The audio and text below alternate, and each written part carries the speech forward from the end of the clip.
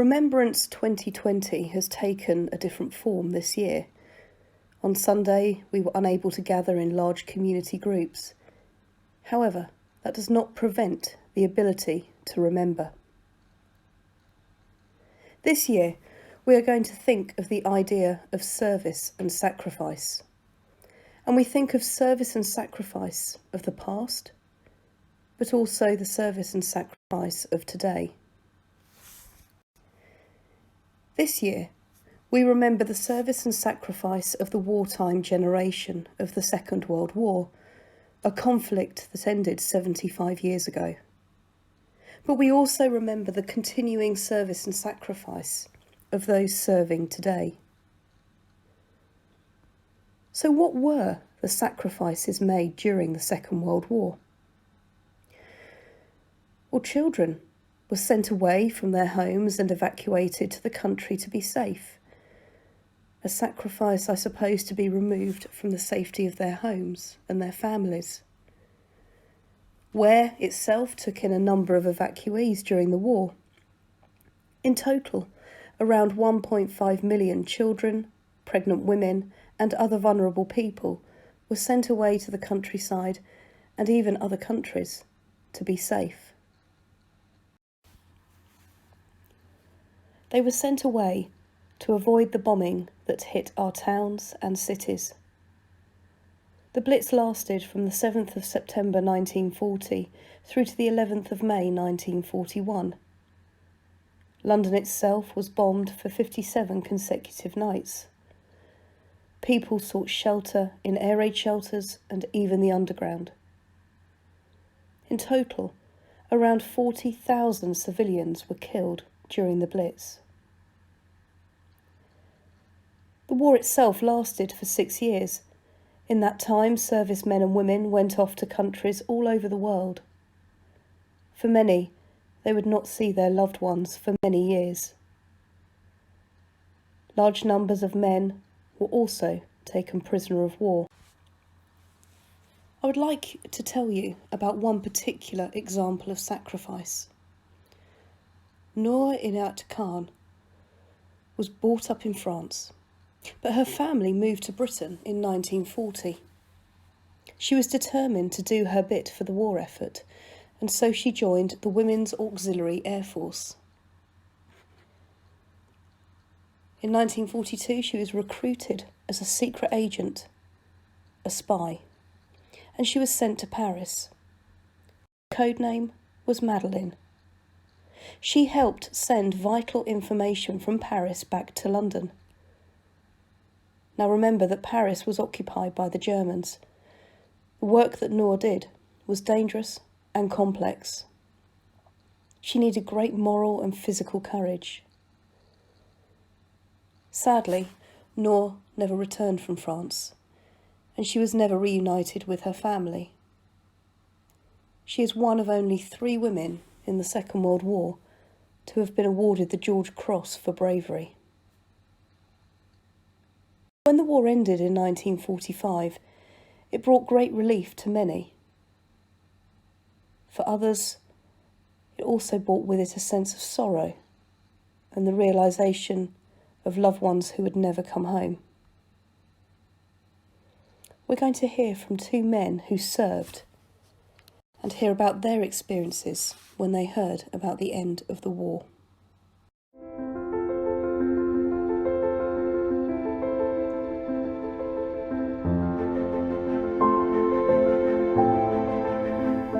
That night after we were captured, we were being marched in single file.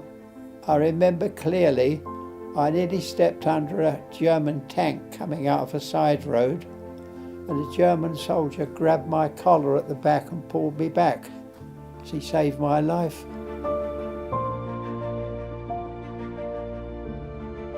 One day, an Austrian soldier came up to me. It was quite friendly.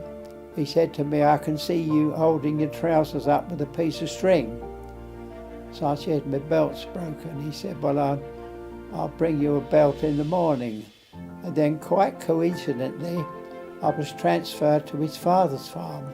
And I was working on the farm one day, when his father came down and said, Fritz has been killed in Russia.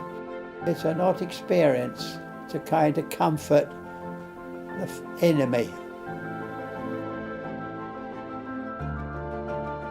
A German military train had been abandoned, and we got in there and I found a typewriter because I could type, and blokes brought poems and things they'd written, and I've got them in a book.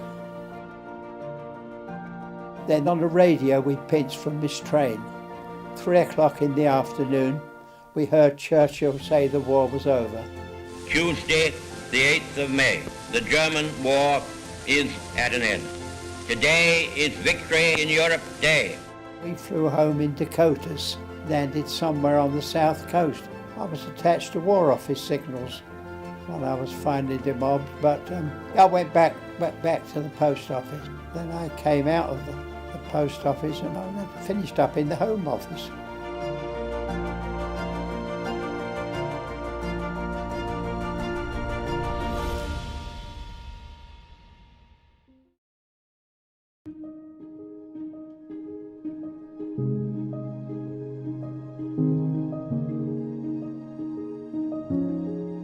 In 1944, one draft came that they wanted some supply people to reach Kohima.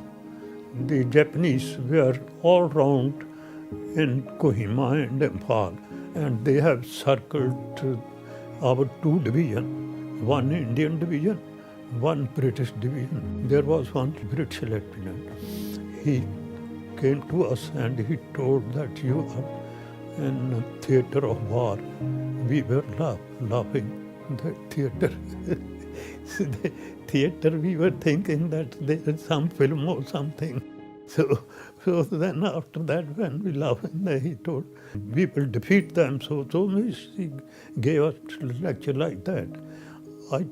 I stood up and told that we Sikhs, we don't afraid of fighting. First they have to liberate those two divisions who were circled. The Japanese aeroplanes, they were coming, circling and throwing those bombs out and going back.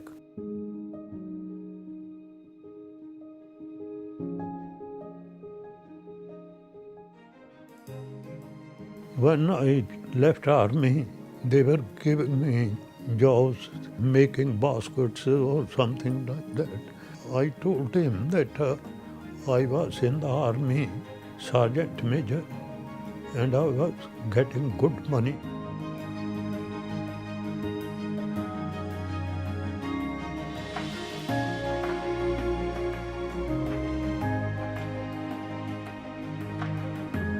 It go up to 300 people. Every year there was one reunion, drinking, dancing and bhangra.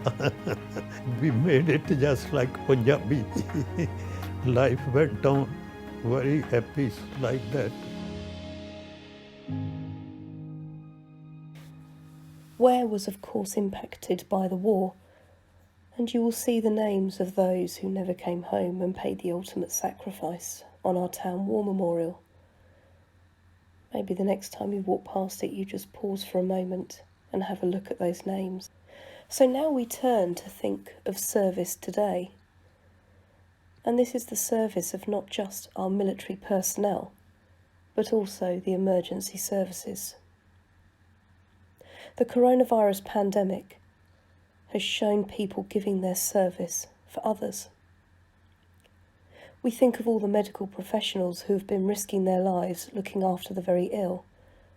And tragically, some of them have paid the ultimate sacrifice. Our armed forces have also been giving service at this time, whether it be transporting patients, building the new Nightingale hospitals, but they've also been working at test centres. We remember their ongoing service and their sacrifice. I'll tell you a tale that's been recently written of a powerful army so great it saved Britain. They didn't have bombs and they didn't have planes. They fought with their hearts and they fought with their brains. They didn't have bullets armed just with a mask, we sent them to war with one simple task: to show us the way, to lead and inspire us, to protect us from harm and fight off the virus. It couldn't be stopped by our bulletproof vests. An invisible enemy invaded our chests. So we called on our weapon, our soldiers in blue. All doctors, all nurses, your country needs you. We clapped on our streets, hearts bursting with pride as they went off to war while we stayed inside. They struggled at first as they searched for supplies, but they stared down the virus in the whites of its eyes. They leapt from the trenches and didn't think twice. Some never came back, the ultimate price. So tired, so weary, yet still they fought on, as the virus was beaten and the battle was won.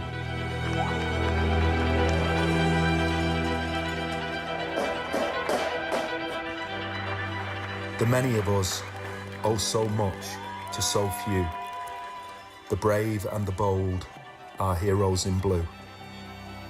So let's line the streets and remember our debt. We love you, our heroes, lest we forget.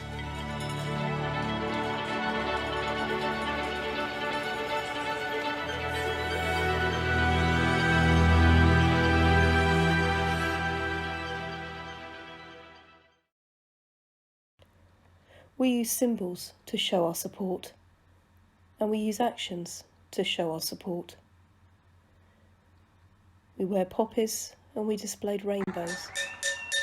We clapped on our doorsteps, and at this time of year, we remember through our 2-minute silence.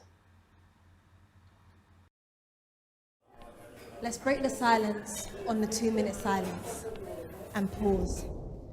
You see, it's not about which side of the argument you side with. Think of it as an act of kindness. You may not know their names, you may never meet them face to face, but imagine what it must feel like to never again see the face of your brother or your best mate. Imagine all you had left was the pictures they left on Facebook or a backpack full of their old school books. This is more than some war in your history textbook. You don't have to agree with the politicians. You don't have to like their decisions, but you can decide to empathize. And yeah, it can be awkward just standing there, but try this. Try closing your eyes. Remember those who risked their lives knowing every second might be their last. So if we give them a second or 2 minutes, is that really too much to ask? Let that football roll to a stop. Let your conversation reach a full stop. Mute your phone, close the laptop, pause your coffee, switch off the telly. Because when it comes to empathy, we can all stand at the front line. And on 11/11, we can all choose to unite. We need to talk about the silence and then pause. Lest we forget, this moment is ours.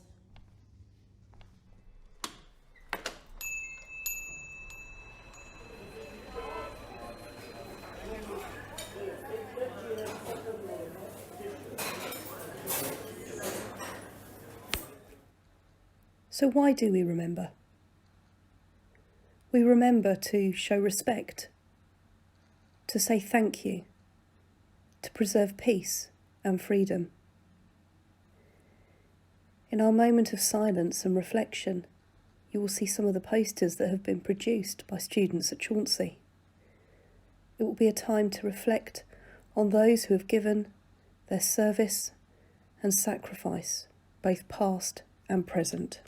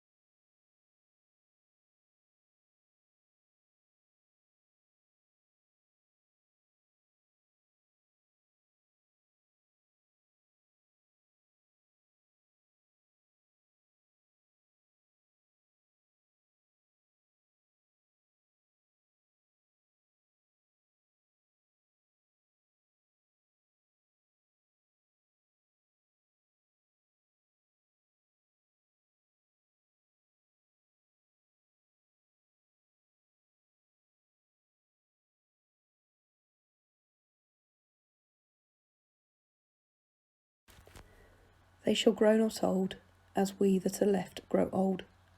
Age shall not weary them, nor the years condemn. At the going down of the sun, and in the morning, we will remember them.